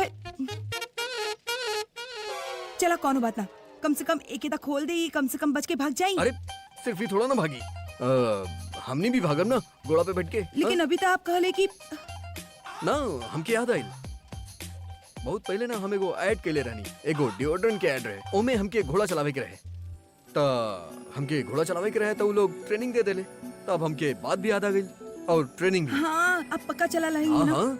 अब हमके गिरा तो ना दी। अरे ऐसे कैसे गिराई? अरे तू बैठा तो सही, बादल के शेयर कराई तोरा के। बादल ये तो बहुत मस्त नाम बा, आज से तोहर नाम बादल बेबी। गिरई हम मत, चला।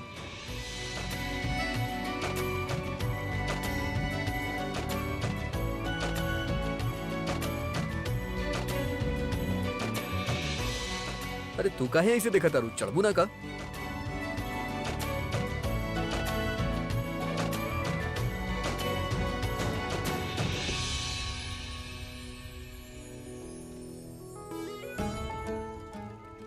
अरे कस के पकड़ा, कस के। ठीक बाड़ू तू? एकदम ठीक। कैसा लगत बा? ऐसा लग रहा बा अपन पृथ्वीराज चौहान के साथ बैठल बानी। तू इतना बड़ नाम ले लू, अब तब प्रेशर बढ़ गई ना, बहुत बहुत रिस्पांसिबिलिटी आ गई, अब तो सही सलामत पहुंचावे की ही पड़ी। आप हमकी सही सलामत पहुंचा ही दी है, काहे कि भगवान और बादल दोनों हमनी के साथ बढ़े, ऐसे तो हमनी के सारा रास्ता खुले जा रहल बा। अब पहली बार लग रहल बा कि हमनी बिछड़े खातिर ना बल्कि एगो के खातिर मिलल बानी। अच्छा ये बात तो चलल जाए फिर। चला यारे पानी लेके पानी आओ। की बाल्टी लेके आवा जल्दी। बुझाओ। अरे इला, अरे निकम्मा लोग लेके जो डाल घर। चल भाई जल्दी आओ। अरे बुझत काहे ना बा भाई।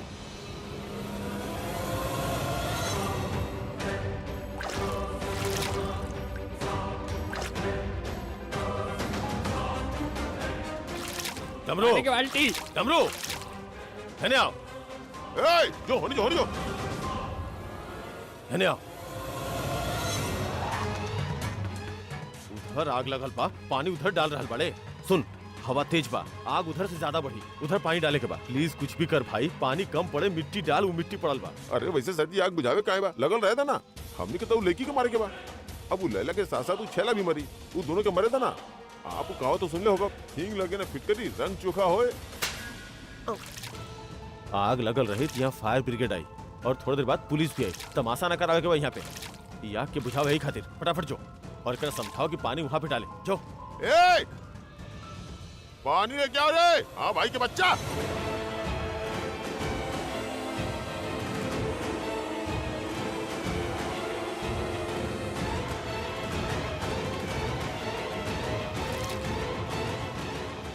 अबे सुन इधर आ। हाँ सर जी। का कर रहल बड़ी? तोर बर्थडे बा? ना सर जी, ना तो फूक मार के मोमबत्ती बुझात रहले, आग काहे जला रहल बड़े? अरे सर जी आप बोले लेना कोनो तरह से आग बुझावा, तो हम फूक मार के बुझावत रहनी। कहे हमार बीपी बढ़ा रहल बड़े, जा जाके उनकर हेल्प कर। जी जाओ। जी सर जी। निखिल देख अब बहुत हो गई। तू अपन आदमियन के बोला आग बाद में बुझावे। ओमे हमार भाई बाड़े, उनके बोला कि हम उनके बाहर निकाले। हमार भाई के बचाव। हमार पहले ही दिमाग खराब हो चुकल बा लिया। देखा इस सब के बीच में तू अपन भाई के बचावे खातिर आ रहल बाड़ू तो हमके हुए आग में फेंक दे। पहले अपन जान बचाओ, पहले अपन जान बचावा। अपन जान बा त जहान बा। ई आग में हम सब जल के मर जाई। अरे यार उधर जाओ। हाँ एकरा पकड़ी कहाँ से? अरे मतलब ई हाँ शायद। अच्छा अब चलल जाए।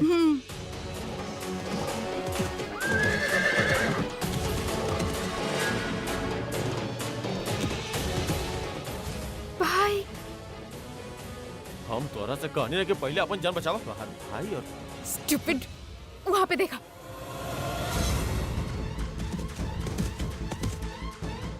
डमरू आग बुझाओ छोड़, होकर बचो। उदय कभी और प्रज्ञा।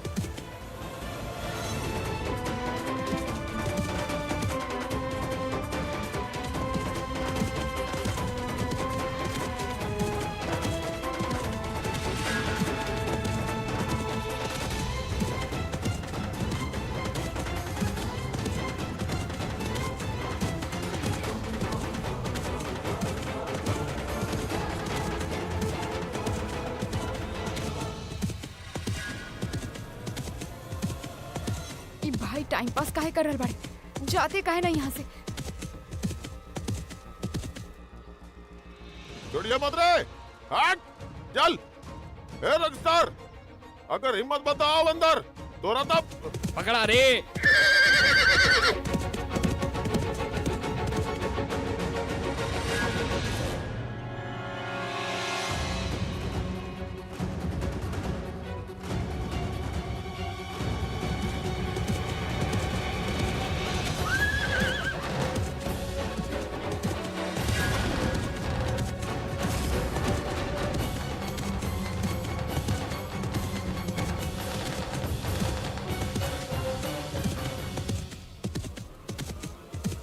पकड़ रे।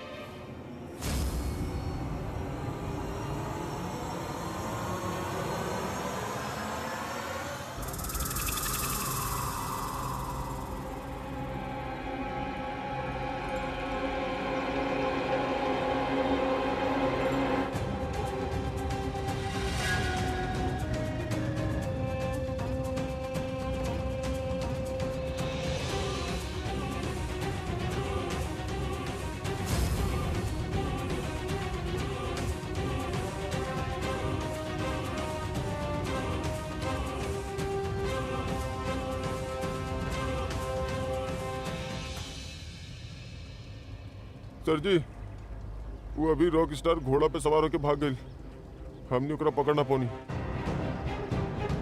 सर जी हम पकड़ ले रहनी, मतलब पकड़े ही वाला रहनी। सर जी वो इतना तेज भागल ना पकड़ पाईनी। घोड़ा है ना, गधा से तो तेजे भागी।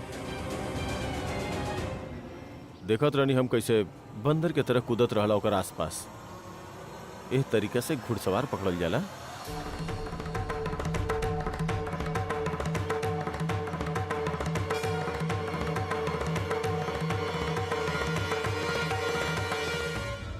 सर काश हमने पानीपत के युद्ध लड़ले होती तो हमने अभी के साथ साथ घोड़ा के। चुप, बिल्कुल चुप। एक भी काम ना कैले बाड़ा तू लोग। पकड़ल तो दूर के पार, अभी की यहाँ से भगा देला। तू सबके वजह से भागल बाऊ यहाँ से, और केहू की वजह से ना। का जरूरत रही घोड़ा लाके रखे के?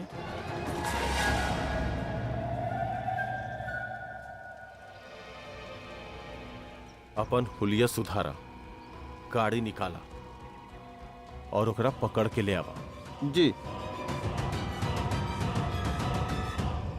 और हाँ,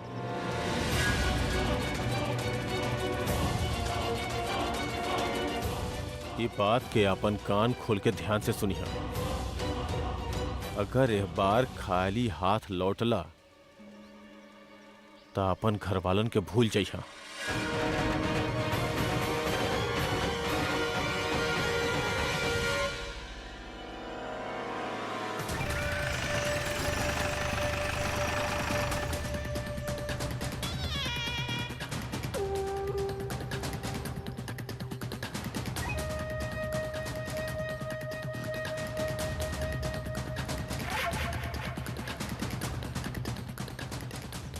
चला भाई, चला।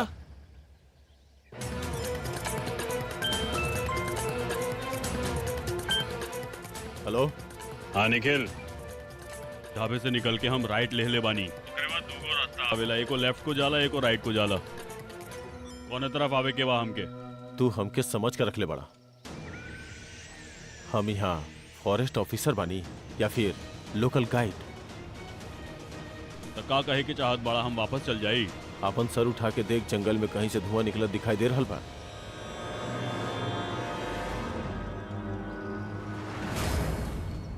हाँ देख लेनी। बस उहे धुआं के तरफ आ जा, हम अपने आप दिखाई दे जाई। ठीक बा, फोन काट, आवत बानी।